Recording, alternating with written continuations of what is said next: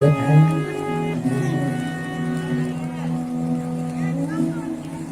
आज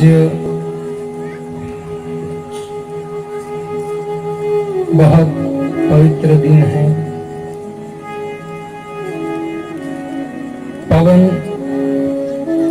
पवित्र दिन, आज एकादशी का दिन है। कितने लोगों को मालूम है आज एकादशी का व्रत है?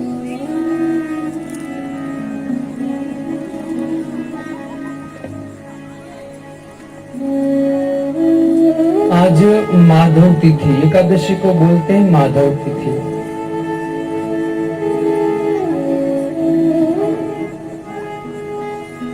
हमारे परंपरा के एक आचार्य भक्ति विनोद ठाकुर कहते हैं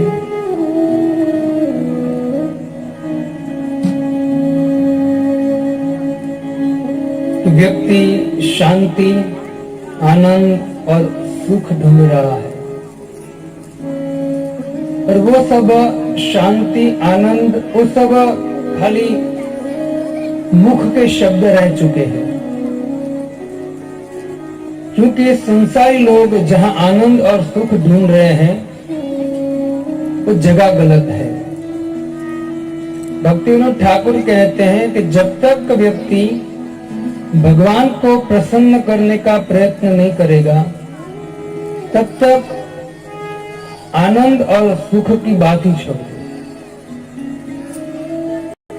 तो भगवान को प्रसन्न करने के लिए भगवान कहते हैं कि भक्त्या माम अपि जानाति।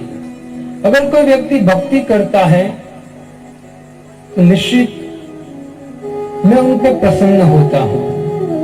भक्ति विनोद ठाकुर कहते हैं कि भगवान भक्ति से प्रसन्न होते हैं। और भक्ति कैसे मिलेगी? तो अपने भजन में गाते हैं, माधवती थी भगति जननी,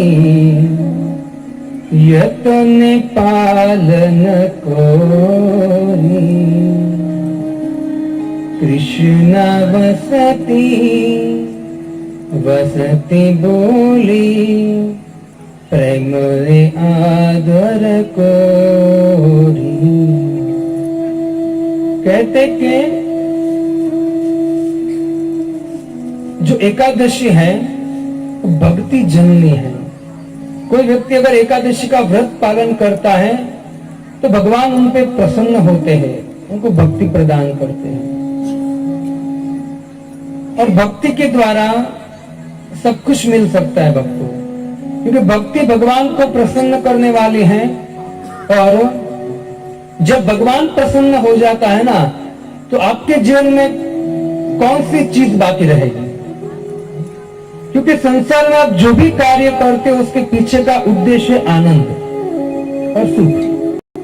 क्या चाहिए? आनंद और सुख। जो भी XYZ काम करते हो आप, उसके पीछे का उद्देश्य आनंद और सुख। मैं बारंबार कहता हूं, कोई व्यक्ति अगर बिजनेस करता है, क्यों? पैसा कमाएगा, आनंद के लिए। आत्महत्या भी करता है, क्यों? कि मैं मर जाऊंगा, अभी दुखी हूं, मर जाऊंगा तो सुखी हो जाऊंगा। एंड कैन जो भी कार्य है उनके पीछे का उद्देश्य आनंद। लेकिन आपको आनंद चाहिए। सभी लोग एक चीज ढूंढ रहे हैं, आनंद, मतलब भगवान को ढूंढ रहे हैं। श्रीमद् भागवतम के शुरुआत में अगर आपने सुना होगा तो पहला श्लोक में बोला था कि भगवान का स्वरूप क्या है। हमारा स्वरूप क्या है? हमारा शरीर, अभी जो हम मान के बैठे हैं कि हम शरीर है, तो हमारा स्वरूप है हाड़, मांस, मलमूत्र। वास्तविक हमारा स्वरूप सच्चिदानंद है, क्योंकि भगवान का स्वरूप सच्चिदानंद है। पहला श्लोक भागवतम में वेदव्यास जी वही लिखते हैं, भगवान के स्वरूप के बारे में बोलते हैं, सच्चिदानंद रूपाय। भगवान का स्वरूप आनंद है। और अल्टीमेटली पूरा संसार एक ही चीज को ढूंढ रहा है, क्या? आनंद। कोई भी कार्य करने के पीछे आनंद को ढूंढ रहा है, और आनंद भगवान स्वयं भगवान है। मतलब आप लोग अल्टीमेटली किसको ढूंढ रहे हैं? भगवान को। आप मानो या ना मानो, थोड़ी बुद्धि से आप विचार करोगे तो समझ में आ जाएगा आपको। भगवान का स्वरूप आनंदमय है, और भगवान के अंश होते नाते हम भी आनंद में आनंदित, हम सच्चिदानंद हम भी। लेकिन इस माया जगत में, इस प्रपंच में टच होने के कारण हम सब हमारा स्वरूप भूल गए हैं। इससे सभी लोग भगवान को ढूंढ रहे हैं, लेकिन जहां आनंद मतलब भगवान को ढूंढ रहे हैं तो जगह गलत है। संसार में आपको आनंद मिलने वाला नहीं है। और आनंद की परिभाषा, आनंद का स्थान कहाँ है? तो भगवान ने भगवत गीता भागवतम में संतों के द्वारा दिया है। इसे भक्तों मैं समझता हूं और आप भी समझते हो। वेदव्यास जी कहते हैं कि कलयुग के लोगों की जो मति है ना, मंद होगी एकदम। प्रायेण अल्प आयुष्य सभ्यो वस्मिन् युगे जना मंदा सुमंद मतियो मंद भाग्य उपद्रता। व्यक्ति मंद, एकदम मंद, सुबह जगने में मंद, खाने पीने में मंद, सभी जगह में मंद है एकदम। आयुष्य करीब में 100 साल के है, जीते कितने हैं? 50-60 साल। अल्पश आयुष।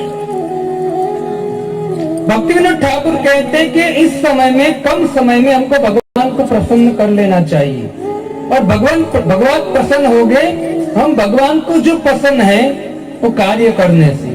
तो आज का जो दिन है परम पवित्र दिन है, जो भगवान को प्रसन्न करने वाला दिन है, एकादशी का। तो आज के दिन व्रत उपवास रहना चाहिए। हम लोग सोमवार, मंगलवार, बुधवार, गुरुवार, शुक्रवार, शनिवार, रविवार, है ना, ये सब 7 वार कभी कभी हम रहते हैं। हम किसी को पूछते प्रभु जी आज प्रसाद लीजिए, तो बोले नहीं मेरा सोमवार है। किसका है? तो शिव जी का। मंगलवार आता तो प्रसाद मंगलवार है, किसका है? तो हनुमान जी का। बुधवार आता है तो बुधवार किसका है? माता जी का, गणपति जी। गुरुवार आता है तो क्या? साईं बाबा। शुक्रवार संतोषी माँ। शनिवार पास आया दादा हनुमान जी, और संडे फ्री, छुट्टी।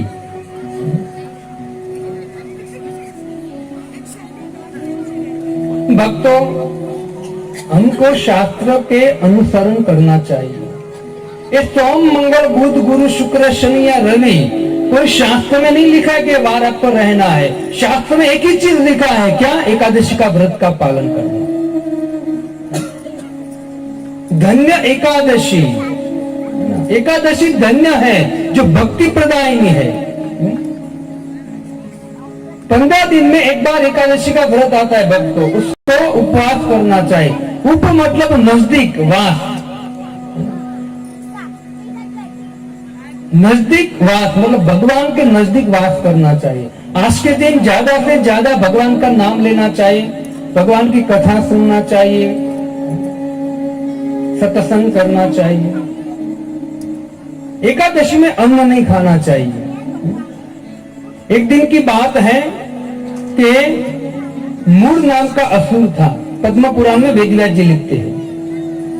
मूड नाम का एक बहुत भयानक असुर था, जो देवताओं को भी मारता था, देवताओं को भी परास्त करता था, किसी की बात नहीं मानता था, और राक्षस वृत्ति मतलब भयंकर राक्षस होती थी, और शिव जी के वरदान के कारण उसमें शक्ति बहुत थी। एक दिन की बात है, समस्त देवता भगवान विष्णु के पास गए और भगवान को कहा कि प्रभु ये मूल नाम का दैत्य जो है ना, उनको बहुत परेशान करते हैं।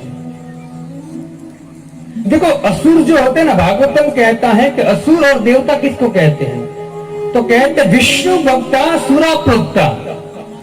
जो विष्णु भक्त है, भगवान के भक्त है, असुर मतलब वो देवता है, और असुरा विपरीत एतत् विपरीत, जो भगवान के भक्त नहीं हो सकता है। प्रहलाद महाराज ने यही बात बोला है। आप प्रहलाद 7वां स्कंद श्रीमद् भागवतम पढ़ेंगे तो प्रहलाद महाराज वही कहते हैं, है ना। असुर की परिभाषा देते हुए प्रहलाद महाराज कहते हैं, असुर उनको कहते हैं जो भगवान को न माने।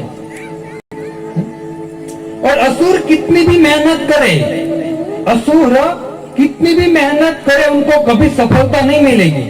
आप श्रीमद् भागवतम के 8वें स्कंद में जब समुद्र मंथन हुआ ना, परीक्षित महाराज सुखदेव गोस्वामी को पूछ रहे हैं कि महाराज आप मुझे बताइए कि देवता और दानव दोनों समुद्र मंथन कर रहे थे, और आपने जिस तरह से मुझे कथा सुनाया है तो ऐसा लगता है कि दानवों ने बहुत मेहनत किया है, दानवों ने बहुत मेहनत किया है। फिर भी देखा जाए तो फल किसको मिला? अमृत किसको मिला? देवता। ऐसा क्यों? तुरंत वहां सुखदेव गोस्वामी कहते हैं कि जो असुर है वो असुर भगवान की शरण में नहीं है, देवता भगवान की शरण में है। जब मंदर पर्वत नीचे गिरा तो देवताओं ने भगवान को याद किया और असुर ने अपनी मेहनत से निकलने का प्रयत्न किया। जब मंदर पर्वत समुद्र में डूब गया, असुर हाय हाय करने लगे, देवता हरि हरि करने लगे।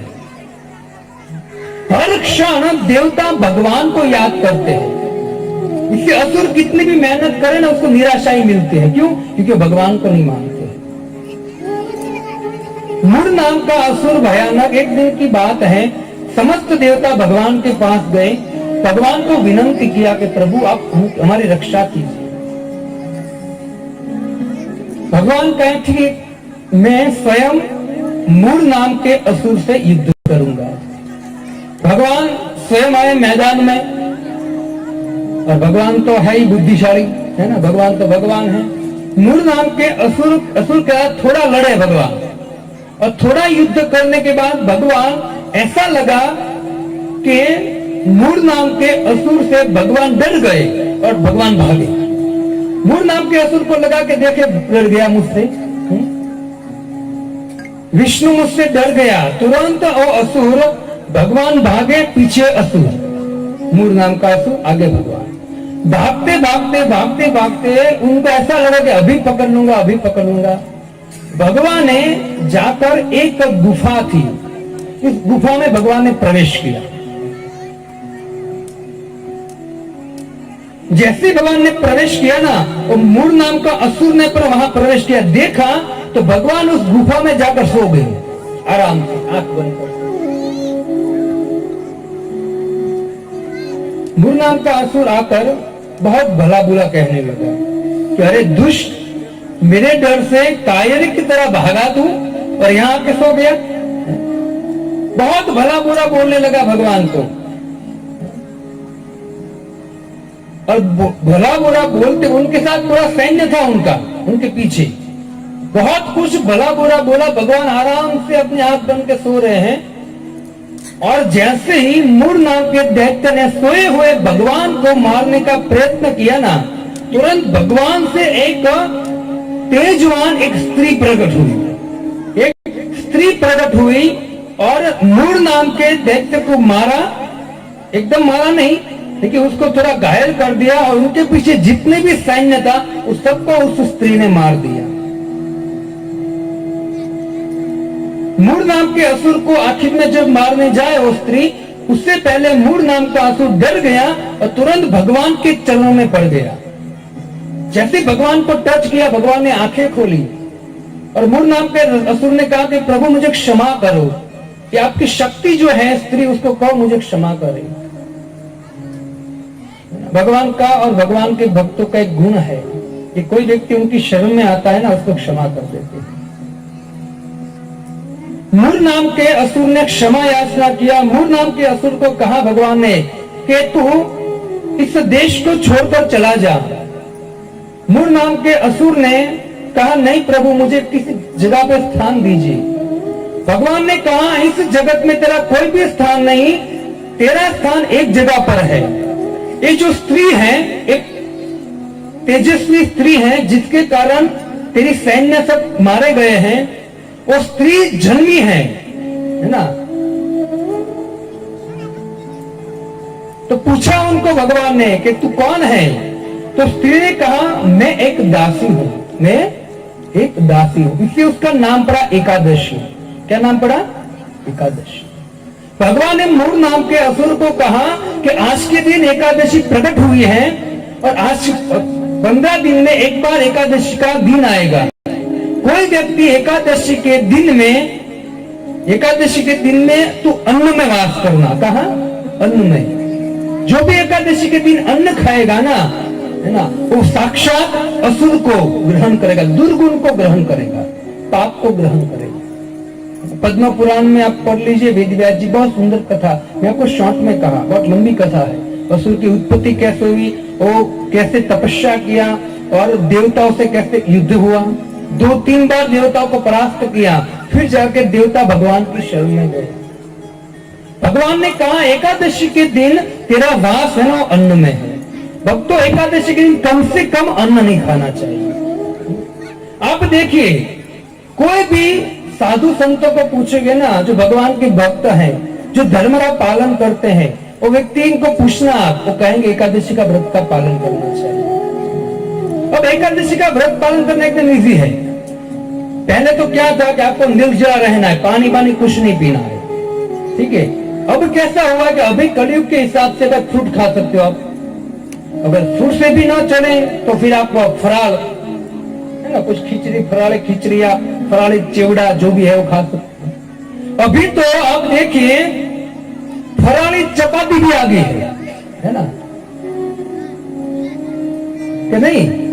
फराली चपाती, मैं पूना में था ट्रेनिंग में, तो वहां फराली डोसा, वहां मैंने बोला है तो एकदम इजी है एकादशी, इसमें क्या प्रॉब्लम है? अगर ये सब मिल रहा है तो पाप क्यों खाए?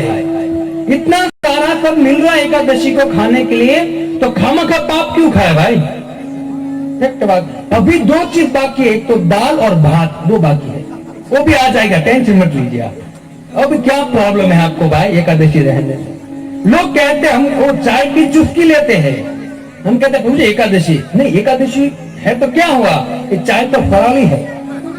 किसने कहा भाई? किस शास्त्र में लिखा? तंबाकू खाते हैं, हम कहते भाई एकादशी आज के दिन तंबाकू नहीं खानी चाहिए, तो कहते तंबाकू तो फराली है, तुझे खाना है ऐसा बोलना है ना। फराली क्या फराली? मुंह में तंबाकू है और शिव जी के मंदिर में जाता है और वहां जाकर जय महादेव, मुंह से थूक निकलता है महादेव के ऊपर, क्या प्रसन्न हो गए वो? आप कहोगे प्रभु शिव जी तो भांग पीते हैं। किसने कहा भाई? कहां लिखाया था शिव जी भांग पीते? भांग आपको पीनी है और आप बिल शिव जी के नाम का फाड़ते हो, है ना, शिव जी को भांग पीनी है। कोई जगह पे लिखा नहीं है शिव जी भांग पीते हैं। शिव जी को एक ही नशा है, कौन सा? हरे कृष्णा कृष्णा कृष्णा हरे हरे, हरे राम राम राम रामेति रमे रामो मनोरमे सहस्त्र तुल्यम अभिराम, है ना। शिव जी पार्वती को मंत्र देते हैं, राम का नाम का जप करते हैं, है ना। महामंत्र जपत महेशु काशी मुक्ति हेतु उपदेश। महामंत्र महादेव जपते हैं, क्यों? काशी में जो व्यक्ति मरता है ना उसकी मुक्ति के लिए। कितने लोग काशी गए हैं?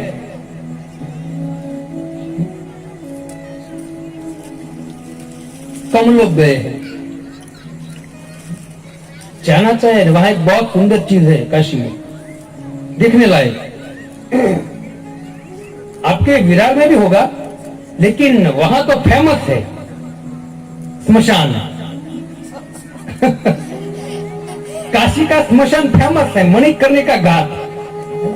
वहां कहा जाता है कि जो व्यक्ति मरने वाला होता है ना, उनको वहां ले जाते हैं और वहां मरते हैं ना तो महादेव उसके कान में राम का नाम लेता है और उनकी मुक्ति हो जाती है। काशी धाम, काशी मुक्ति क्षेत्र, आपने नाम सुना होगा, काशी मुक्ति क्षेत्र। वो भारत इस पृथ्वी पे नहीं आता है वो काशी। तो जो आप मणिकर्णिका घाट जाओगे ना भक्तों, तो बहुत बड़ी लंबी लाइन लगी है, वहां लगी होती है। क्यों? मर्दे को जलाने के लिए।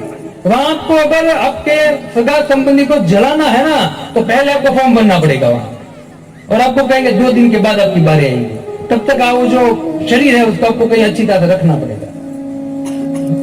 ये फेमस है, बहुत लोग हैं जो यहाँ उनके पिताजी या कोई सगा संबंधी मरने वाला होता है, मरना निश्चित है, तो जब एंड होता है ना, डॉक्टर कहे बस अब 2-5 दिन है, तुमको काशी ले जाते हैं। सही, अच्छा है।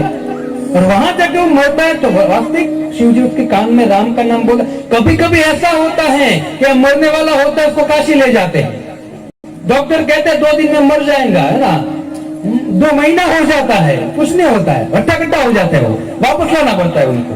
कभी कभी ऐसा होता है।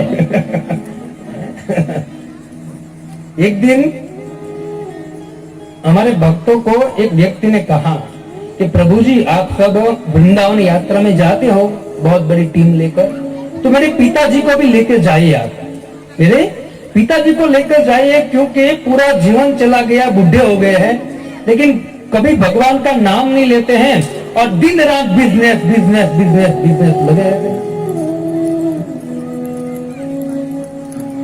भक्तों ने कहा कोई बात नहीं, हम ले जाएंगे उनको, तो उनको लेकर गए और वृंदावन लेकर गए ना, तो दादा जो उसके पिताजी यहाँ जो कर रहे थे ना, तो वहां भी ऐसे व्यक्ति को उसने ढूंढ लिया और वहां भी चाय ढूंढने लगे, तंबाकू कहाँ मिल रही है। भक्तों के संग में कीर्तन कथा हो रही है, वहां उसको कोई इंटरेस्ट नहीं है, वहां जाके भी, यहाँ तो ऐसा कर रहे हैं, वृंदावन में जाकर भाई कथा कीर्तन चल रहा है भक्तों के बीच में, वहां कोई इंटरेस्ट नहीं। और ऐसे घूमते रहते भक्त बोलते प्रभु जी ये वृंदावन धाम है, भगवान का माला कीजिए, हाथ में माला देते, माला कीजिए आप, माला ही नहीं ले रहे, और वहां भी चाय की चुस्की ले रहे हैं, तम्बाकू खा रहे हैं, वहां भी ऐश कर रहे हैं यहाँ की तरह। भक्तों ने कहा भाई धाम में आए हो तो यहाँ थोड़ा भजन कर लो, लेकिन नहीं माने। 9-10 दिन के बाद यात्रा वापस आई, वो लड़का आया, उनको कहा, उससे कहा कि मेरे पिताजी को आप कहाँ ले गए थे आपके पिताजी को, लेकिन आपके पिताजी को आप ही रखो, है ना, वो तो भक्ति नहीं करेंगे, हमको डर है हमारी कोई छुड़ा न देगी, आप रखो अपने घर। एक व्यक्ति बोला कि देखो भाई अब आपको रिक्वेस्ट करते, एक बार आप यात्रा में दूसरी बार जा रहे हो, 2 महीने के बाद काशी जा रहे थे, तो मेरे पिताजी को ले जाइए, एक बार ट्राई कीजिए, अगर वो भक्त बन जाए तो। भक्त ने कहा ठीक है, दयालु होते हैं भक्त। भक्तों ने काशी गए, सब भक्त पूरी टीम, जैसे वहां काशी पहुंचे सब भक्त काशी में आनंद कर रहे, नाम कीर्तन कर रहे हैं, है ना, और इनको कोई इंटरेस्ट नहीं।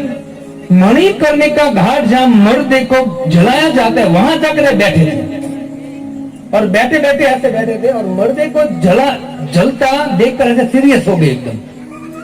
तो भक्तों ने विचार किया देखो सीरियस हो गए, मतलब उसको पता चल गया एक दिन मुझे भी जलना है, मरना है मुझे, इससे अब मौका अच्छा है, इसको माला दो, क्योंकि अब उसको पता चला कि मरना है मुझे भी, तो अब माला पकड़ लेंगे। कभी कभी लोग मानते नहीं भजन करेंगे, बुढ़े हो जाए फिर ऐसे ऐसे, लेकिन जब उसके घर में कोई मरता है ना, तब भक्त पहुंच जाते वहां और फिर उपदेश देते हैं, तब मानते हो, फिर उसी समय मानते हैं। तो ये मणिकर्णिका घाट पर सीरियस हो गए भक्त, वहां पहुंचे और बोला कि प्रभु जी देखा आपने, आप ध्यान से देख रहे हो ना, मणिकर्णिका घाट है, यहाँ मुर्दे जलाए जाते, देखा आपने एक के बाद एक कितने लोग जल रहे हैं, एक दिन हमारी भी बारी आएगी और हम मरे ना, उससे पहले कुछ भजन कर लेना चाहिए। और भक्त ने तुरंत माला लिया और प्रभु जी को दिया, माला लीजिए आप, और माला तुझी। और जैसे ही माला दिया तो व्यक्ति ने क्या किया पता, उसने भक्त का हाथ इधर झटक दिया, जोर से झटक दिया। भक्त ने कहा क्या हुआ, तो बोले अभी तत्काल मेरे पुत्र को फोन कर, मेरे बेटे को फोन कर तू। बोले क्या हुआ, तो नहीं कि मेरे बेटे को फोन कर तत्काल। तो हुआ क्या, बोला फोन करके बोल के यहाँ लकड़ी का बिजनेस अच्छा चलेगा। तो यहाँ जैसी बुद्धि है वहां भी ऐसी रहेगा, क्या करेगा, समझते नहीं है। वो हम कहते हैं कि पत्थर पर कितना भी पानी डालो वो ऐसा ही रहता है, ऐसे बहुत लोग होते हैं। हम कह के थक जाते, प्रभु जी एक करो लेकिन करते ही नहीं है। इससे भक्त एकादशी का व्रत का पालन करना, 15 दिन में एक बार आती है, कम से कम अन्न मत खाइए, है ना, बहुत बड़ा पाप है एकादशी को अन्न खाना। जो भी हमारा थोड़ा बहुत भजन है ना वो भी जल जाएगा। एकादशी को पाप मत कीजिए, बहुत सुंदर तिथि है एकादशी के दिन।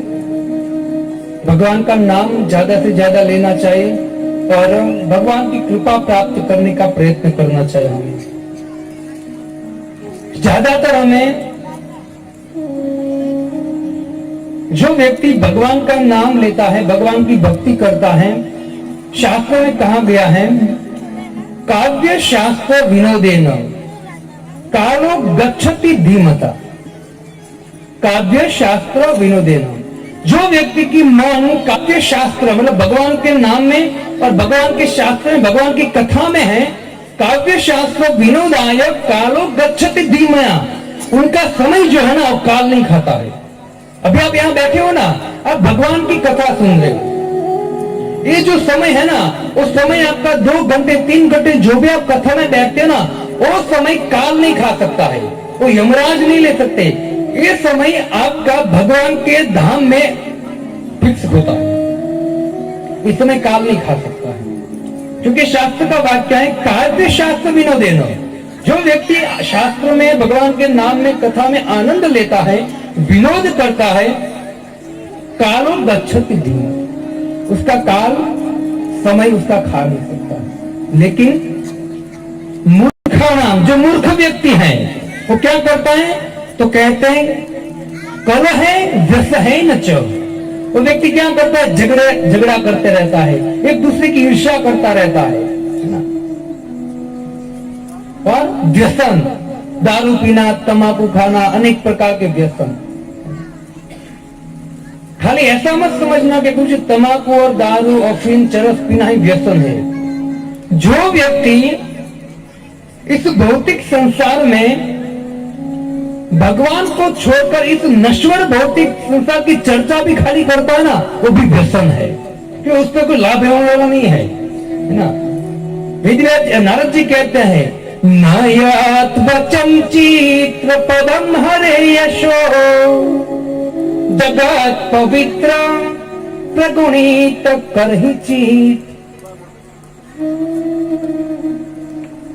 तदयं सायं मुशन्ति मानसा न यत्र हंसा निरमासु शिक्षया।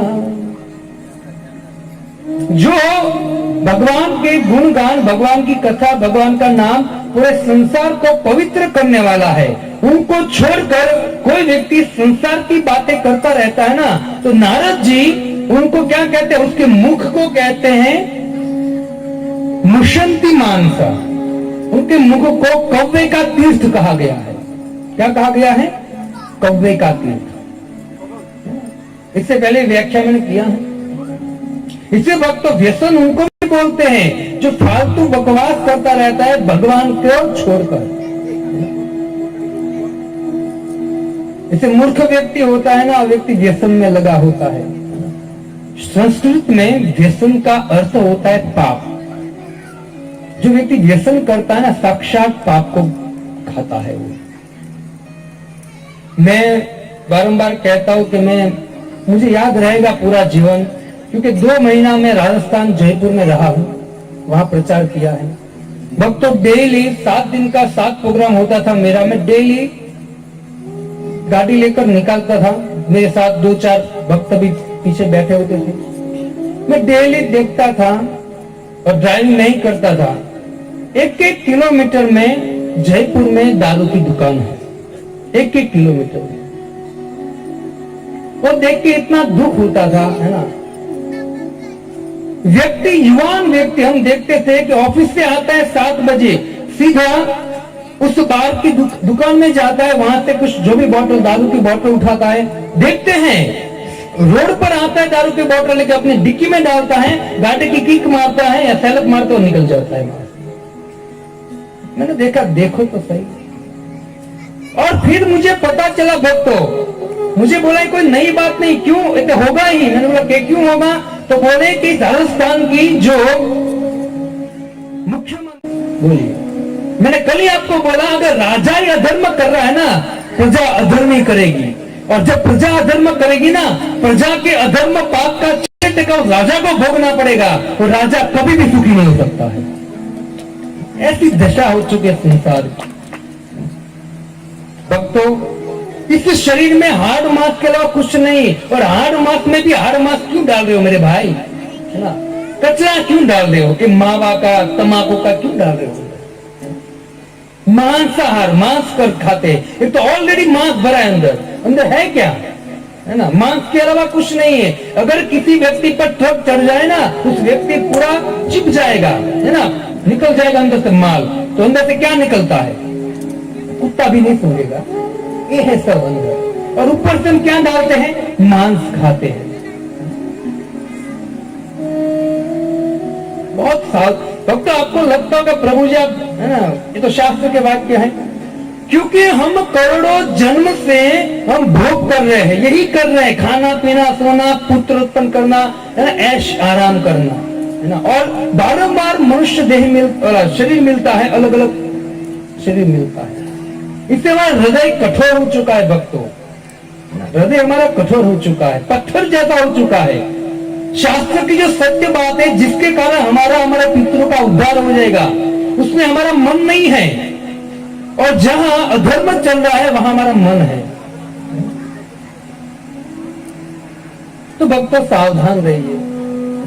एक पत्थर समय हृदय को तोड़ने के लिए ये शास्त्र रूपी हथौड़ा मारना बहुत जरूरी है, तब जाके पता चलेगा वास्तव में क्या है। इसी भक्तों, शंकराचार्य कहते हैं, जो साक्षात शिव जी है, वो शंकराचार्य अपने मुख से कहते हैं हमारे लिए। वो कहते हैं दुर्लभम एतत् एव देवानुग्रहात् कारकम। तीन चीज बहुत दुर्लभ है। दुर्लभम एतत् एवं देवानुग्रहात् कारकम। तीन चीज जो है बहुत दुर्लभ है। कौन सी तीन चीज दुर्लभ है? तो कहते हैं मनुष्यत्वम, मुमुक्षत्वम, महत पुरुष संशय।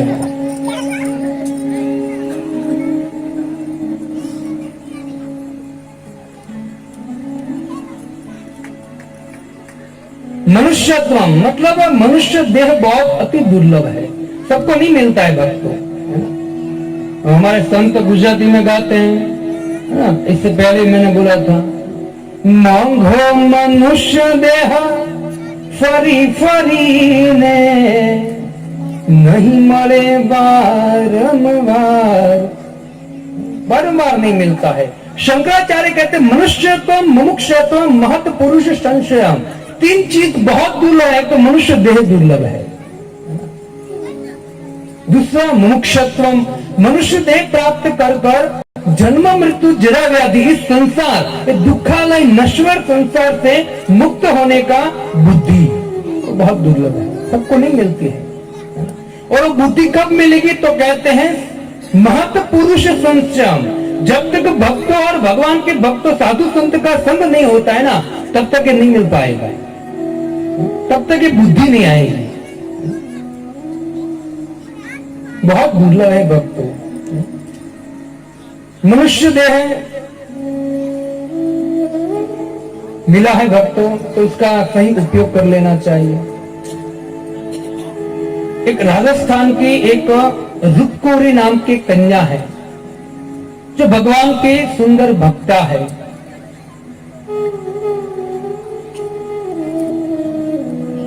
वो भजन में कहती है,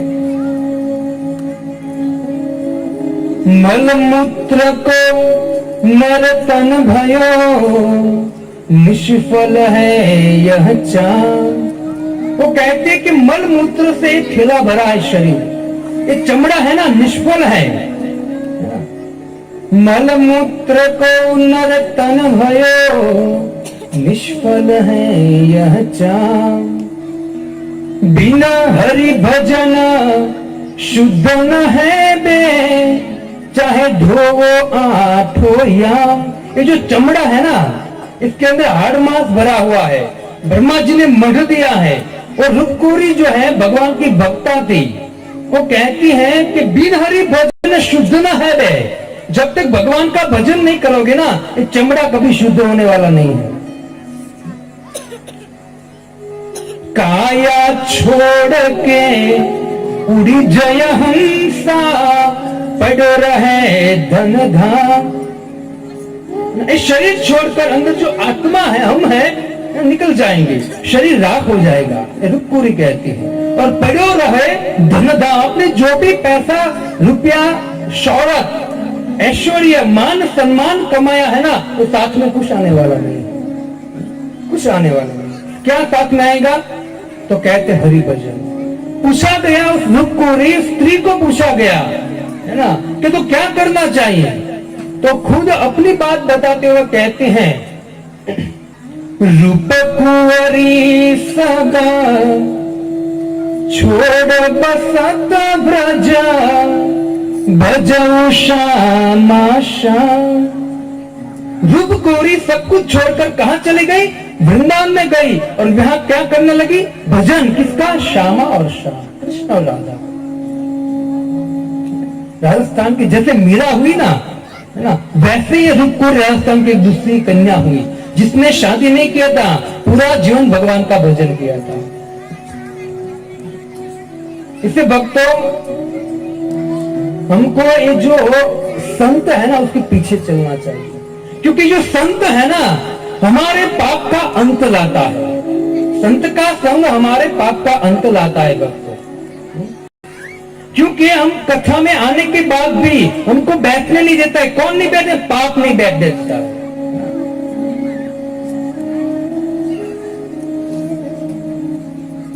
तद्गतम पापा जनानाम पुण्य कर्मणाम ते द्वंद्व निर्मुक्ता भजन्ते माम दृढ़वता। जिसके पाप नष्ट हो चुके हैं और पुण्य का उदय होता है ना, भगवान श्री कृष्ण श्रीमद् भगवद गीता में कहते हैं, है ना, कि वो व्यक्ति दृढ़ता से मेरा भजन कर सकेगा, तब जाके आनंद आएगा। भक्तों, भगवान ने ज्ञान के साथ विज्ञान दिया है। अगर आप बहुत ध्यान पूर्वक इसको ग्रहण करोगे ना, आपका जीवन चमकने लगेगा, है ना, हीरे की तरह। लेकिन हमको शास्त्र के शब्दों पर विश्वास नहीं है। एक संत थे कुलशिखर आलवार, वो कहते हैं भगवान श्री कृष्ण को प्रार्थना करते हुए, बहुत शुद्ध भक्त थे भगवान के, लेकिन प्रार्थना करते हुए कहते हैं, कृष्ण त्वदीय पद पंकज पंजरांत यद्देव में विशतु मानस हंसराज। प्राणा प्रयाण समय कफवात पित्ते कंठावरोधन विधो शरणं कृतास्ते। वो भक्त कहते कि हे प्रभु, मुझे आशीर्वाद दीजिए कि अभी मेरा मन जो है, मेरे मन रूपी हंस है ना, आपके चरण रूपी खूंटे पर लगा हुआ है। मैं चाहता हूं कि अभी मेरे प्राण छूट जाए, मैं शरीर छोड़ दूं, क्योंकि अभी मेरा मन आप में लगा है प्रभु। क्योंकि फिर पता नहीं, जब मेरी उम्र हो जाएंगे, वृद्ध हो जाऊंगा ना, फिर पता नहीं मेरा मन कहां भटकेगा, कहां जाएगा। क्योंकि जब वृद्ध हो जाएगा ना व्यक्ति, तो कहते हैं प्राणा प्रयाण कफवात पित्त कंठावरोधन विदु। जब व्यक्ति वृद्ध हो जाता है ना, भगवान का नाम लेना चाहता है, फिर भी एक कंठ है ना, उस पे क्या जम जाता है? कफ, पित्त, वायु से आवृत हो जाता है और बोलना चाहता है, लेकिन अंदर से जैसे वो कबूतर बोलता है, क्या हो गया, गर गर, आवाज नहीं निकलती। प्राणा प्रयाण समय, जब मेरे प्राण निकलेंगे ना प्रभु, तब ऐसी अवस्था होगी, आपका नाम लेना चाहते हुए भी कुछ नहीं होगा मुझसे। इसलिए हे प्रभु कृपा कीजिए मुझ पर, अभी मेरा मन आप में लगा है, इससे कृपा करके अभी मेरा शरीर छुड़वा दीजिए, अभी आपके पास ले लीजिए। ये एक प्रार्थना। हम सब क्या करते हैं, ज्यादातर लोग आजू बाजू वाला घर वाला मर जाता है कोई तो उसको लेकर स्मशान जाते हैं, स्मशान जाकर रोते हुए जाते हैं, पता नहीं रोते या नहीं रोते हैं। वहां जाकर देखते हैं कि वो जल रहा है, उनको वहां लगता भी है कि देखिए जल रहा है, मेरे साथी खेल रहा था, कूद रहा था, बिजनेस कर रहा था, वो मर गया, कल मेरी भी बारी है। तब उसको पता चलता है, सब विचार आता है उनको भक्तों। लेकिन जैसे ही वो स्मशान से बाहर निकलता है ना, तो एज इट इज हो जाता है यथावत। वो सोचता है कि वो मर गया, लेकिन मैं मरने वाला नहीं हूं, है ना।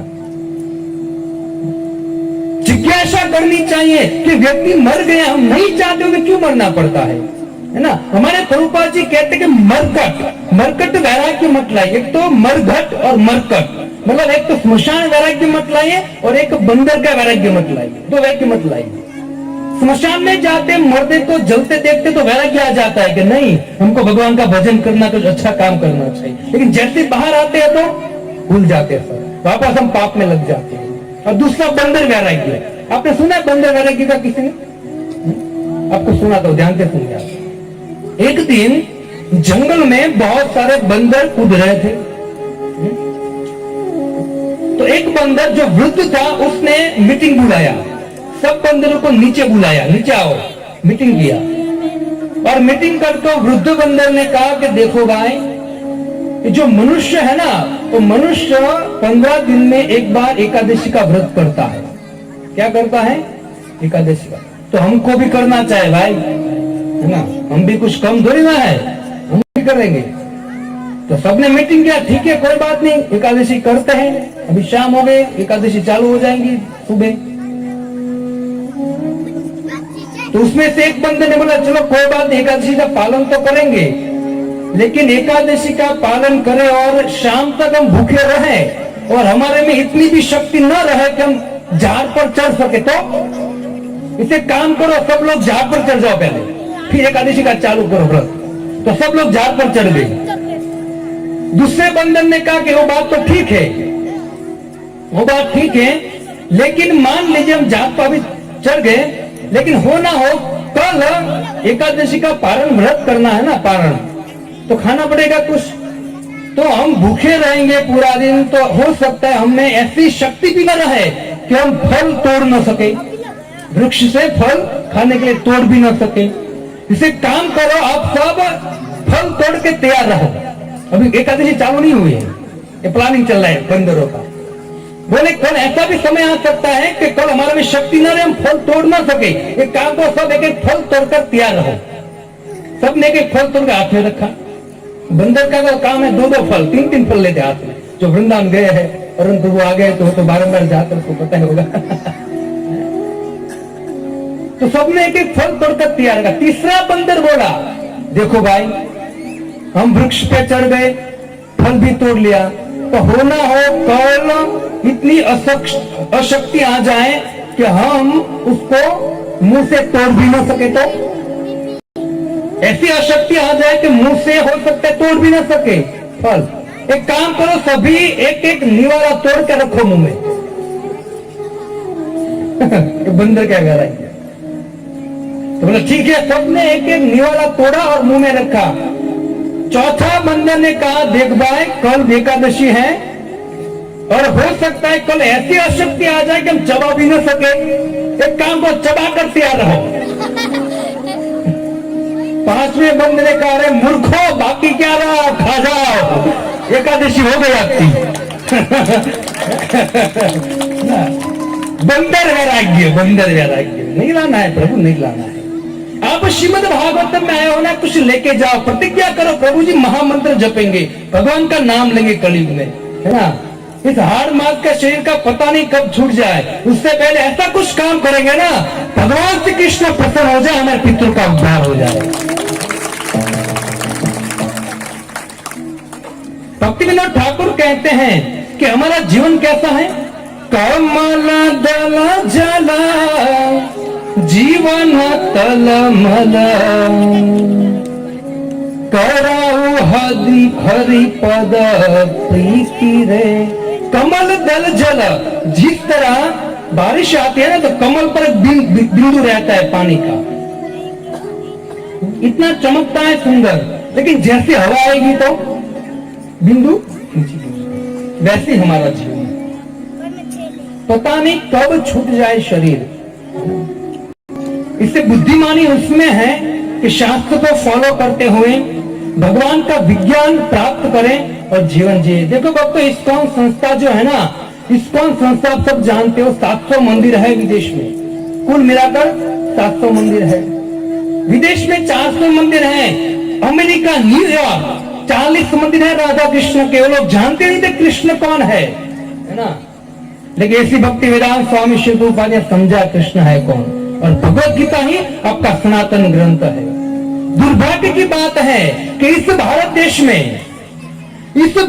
में समस्त पवित्र नदियां है, इस भारत देश में समस्त पवित्र ऋषि है, इस भारत देश में समस्त पवित्र साधु है, इसी भारत देश में भगवान के समस्त अवतार हुए हैं, है ना। लेकिन दुर्भाग्य की बात है भारत के लोगों को ही पता नहीं भगवान कौन है।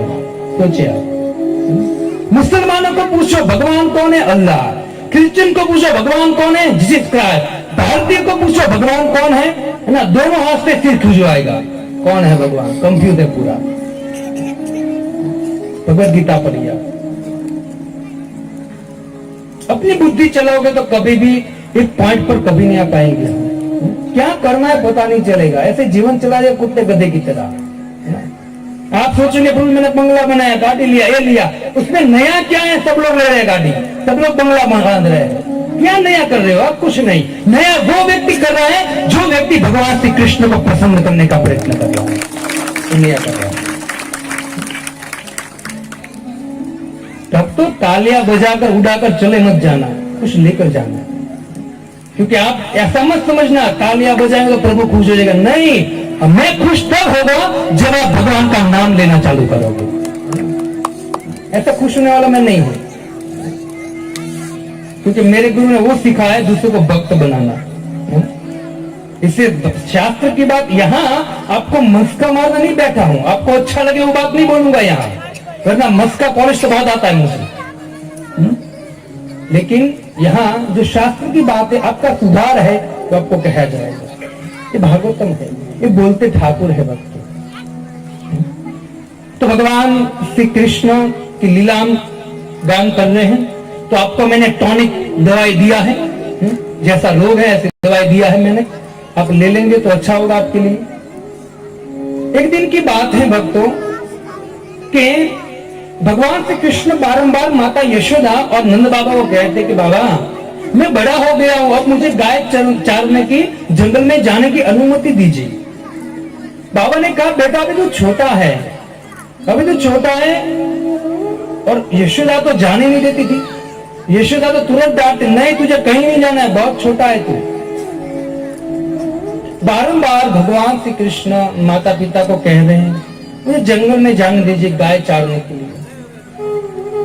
लेकिन हुआ ऐसा भक्तों कि नंद बाबा देख रहे हैं कि जो छोटे छोटे बछड़े थे जो कृष्ण चला रहे थे, वो छोटे छोटे बछड़े बड़े हो गए हैं और वो भी गाय के साथ जाने के लिए उनको भेज रहे हैं। लेकिन होता ऐसा है कि बछड़े हैं वो भेज रहे नंद बाबा, लेकिन वो जा नहीं रहे। क्यों? बारंबार वो कृष्ण को देख रहे हैं, बारंबार नंद बाबा के घर को देख रहे, जोर जोर से आवाज दे रहे। क्यों? जब तक कृष्ण नहीं आएगा तब तक हम भी नहीं जाएंगे, क्योंकि भगवान का नाम गोपाल है। माता भगवान श्री कृष्ण को, एक दिन की बात है जब भगवान जा रहे थे जंगल में गाय चराने के लिए, तो तुरंत माता यशोदा, हम चप्पल पहनते हैं ना, तो भगवान के छोटे छोटे चप्पल लेकर आई और माता यशोदा ने कहा बेटा ये चप्पल पहन ले, तुझे वहां कांटे कंकर लगेंगे। तो भगवान श्री कृष्ण कहते कि नहीं माँ एक काम कर, अगर तुझे मुझे चप्पल पहना है ना तो 36,000 चप्पल बनाना पड़ेगा तुझे। कितने? 36,000 या 36 लाख जो भी है, मतलब 9,000 गाय, 9 लाख जो गाय थी ना नंद बाबा को, उस सबको आपको चप्पल पहनाना पड़ेगा, तब जाके मैं चप्पल पहनूंगा। क्यों? क्योंकि भगवान श्री कृष्ण कहते कि मैया अगर स्वामी चप्पल नहीं पहनता है तो उसका सेवक कैसे पहन सकता है? मैं तो गाय का सेवक हूं। भक्तों देखो, भगवान है ना गोपाल, गाय का पालनहार है, गाय की रक्षा करना चाहिए। 7 माता, आपने सुना होगा, शास्त्र में लिखा है 7 माता है। कितनी माता है? 7 माताओं में से एक माता है गाय माता, है ना। पद्म पुराण में वेदव्यास जी के 7 माता का वर्णन करते हैं। आत्म माता, है ना। पहला कौन है? आत्मा, मतलब आत्मा खुद, मतलब आप उनको जिस माता ने जन्म दिया है वो माता है। आत्म माता गुरु पत्नी, गुरु पत्नी भी एक माता है। आत्म माता गुरु पत्नी ब्राह्मणी राजपत्नी का, ब्राह्मण होती है, ब्राह्मण की पत्नी, वो भी एक गुरु है। मतलब ब्राह्मण गुरु है हमारा। एक तो हमारी माता जिसके द्वारा हमने जन्म लिया वो माता आत्म माता, गुरु पत्नी जिसको गुरु बनाए हैं उसकी पत्नी वो भी हमारी माँ है। तीसरी माँ तो ब्राह्मण की पत्नी भी हमारी माँ है। चौथी तो कहते हैं कि राज पत्नी का, राजा की पत्नी होती है ना, वो भी हमारी गुरु है। आत्म माता गुरु पत्नी ब्राह्मणी राजपत्नी का, धेनु धात्री तथा पृथ्वी सप्तते मातरम स्मृता। ये 7 आत्मा माता, गुरु पत्नी, ब्राह्मण पत्नी, राजा की पत्नी, धेनु मतलब गाय, धात्री मतलब जो राजा के दरबार में आप देखा होगा ज्यादातर कि धात्री मतलब माता और पिता के द्वारा पुत्र हुआ है, उसकी संभाल कौन रखती है? धात्री। तो एक स्त्री होती है, उसको वो भी माता है। और पृथ्वी, इस 7 माता है, उसमें गाय है। 7 माता का वर्णन है। तो भगवान ने कहा माता मैं ऐसे नहीं पहनूंगा जब तक गाय के, भगवान ऐसे ही खुले पैर जाते थे। तो एक दिन की बात है, भगवान श्री कृष्ण को अनुमति मिल गई और एक दिन डेली रोज नंद बाबा यशोदा कन्हैया को और दाऊ जी को, दोनों को जंगल में भेजती। और यशोदा की इच्छा थी नहीं कि मैं मेरे लाला को जंगल भेजूं, एकदम छोटा है अभी तो, है ना। लेकिन यशोदा बारंबार बलराम को बुलाती और बलराम को कहती कि बलराम देख तू बड़ा है, तू कृष्ण से बड़ा है, कृष्ण छोटा है और इतना नटखट है कृष्ण कि वृक्ष देखता है तो ऊपर चढ़ जाता है, पानी देखता है तो पानी में कूदता है, पशु को देखता है तो उसके पीछे दौड़ता है। तो यशोदा ने कहा कि बलराम तुम कृष्ण का ध्यान रखना, कृष्ण का तू ध्यान रखना, उसको 1-1 घंटे में कुछ ना कुछ खिलाते रहना, छोटा है भगवान तुम।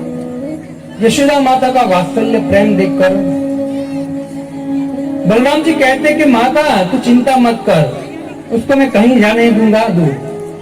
अब भगवान श्री कृष्ण के आजू बाजू में सखा होते हैं, हम गाते हैं ना, आगे गैया पीछे गैया इत गैया उत गैया, गोविंद के गायन में बसी पे तो जाते हैं। सभी जगह गाय, आगे गैया पीछे गैया, है ना, गुजराती में भजन है ना,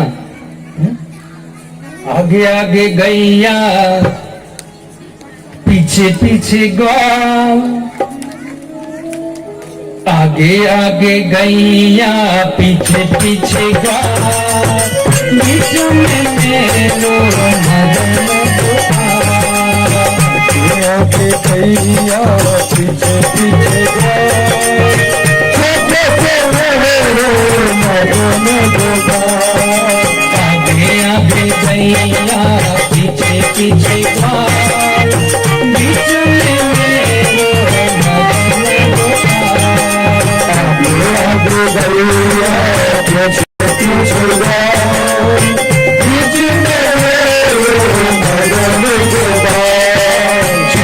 छोटी गैया छोटे छोटे गाय, छोटे से मेरो मदन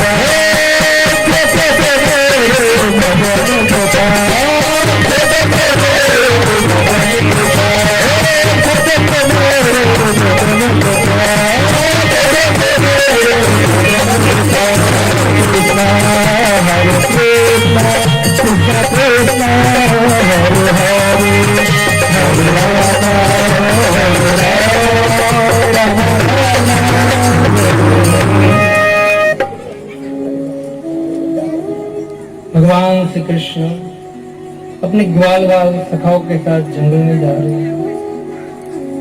रोज यही रूटीन है। एक दिन की बात है कि भगवान श्री कृष्ण माता यशोदा और रोहिणी को कहते हैं कि माता, आज बलराम जी का जन्मदिन है। सबको पता था, लेकिन भगवान ने विशेष रूप से माता को कहा कि आज बलराम जी का जन्मदिन है। माता, आज बलराम जी की खातिरदारी होनी चाहिए। इससे आप बलराम जी को हमारे साथ वन में मत भेजिए, बलराम जी को आज आप यहाँ रखिए। माता ने कहा रोहिणी के, हाँ बलराम आज घर पर रहेगा और बलराम जो है उनका जन्मदिन आज हम घर पर रखेंगे। भगवान को बलराम जी को वास्तव में घर पर रखना था, क्योंकि भगवान को उसी दिन कालिया नाग जो यमुना में था उनको नाचना था, उनको बाहर निकालना था। भगवान ने सोचा कि एक काम तब हो सकता है जब बलराम जी न हो। अगर बलराम रहेंगे तो माता यशोदा ने कहा कि इसको पानी में कूदने मत देना, झाड़ पर चढ़ने मत देना। भगवान ने कहा दोनों काम करना है मुझे, झाड़ पर भी चढ़ना और पानी में भी कूदना है। बलराम होगा तो मुझे चढ़ने देगा। और तीसरी बात ये हो कि बलराम जी है साक्षात अनंत शेष है और मुझे जिसको नाथना है वो भी नाग है, तो इनका संबंधी है, तो मुझे करने देगा काम।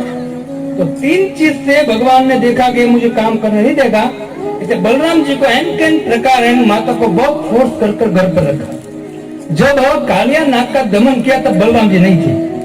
2-3 लीला में बलराम जी को भगवान ने साथ नहीं रखा, क्योंकि डिस्टर्ब करे, इससे दूर रखो उनको, बड़े भाई थे ना। सुखदेव गोस्वामी कहते कि हे परीक्षित, उस दिन ऐसी विलक्षण घटना हुई कि भगवान श्री कृष्ण ग्वाल बाल सखा नाचते कूदते हुए जा रहे हैं। जाते जाते, चलते चलते, दौड़ते दौड़ते, खेलते खेलते धूप हो गई और धूप के कारण सब इतने प्यासे हो गए पानी के, चाहे गाय हो या ग्वाल, सभी बहुत प्यासे हो गए। बहुत धूप हो रही थी। उसी समय प्यास लगने के कारण दूर से सभी ग्वालों और बछड़ों गायों ने देखा कि यमुना नदी नजदीक आ गई है। यमुना नदी को देखा दूर से, और जैसे यमुना नदी का पानी देखा ना, एक तो प्यास लगी थी, रहा नहीं जा रहा था, तुरंत गाय और ग्वाल बाल तुरंत भागे। भगवान सभी ग्वाल बाल और गायों को रोक रहे हैं, लेकिन किसी ने भगवान की बात नहीं मानी और दौड़कर यमुना के जल में जल पीना स्टार्ट किया। अब देखो भक्तों, वो जहां स्थान पर गए ना, वो कालिया का धरा था, क्योंकि भगवान का उद्देश्य था कि वहां इन लोगों को ले जाकर पहले दूर पानी पिलाऊंगा, उसके बाद वहां ले जाऊंगा। तो भगवान अभी रास्ता चयन करें, उससे पहले लोग ग्वाल बाल दौड़ कर वो कालिया का धरा था, जहां कालिया नाग रहता था, वहां जाकर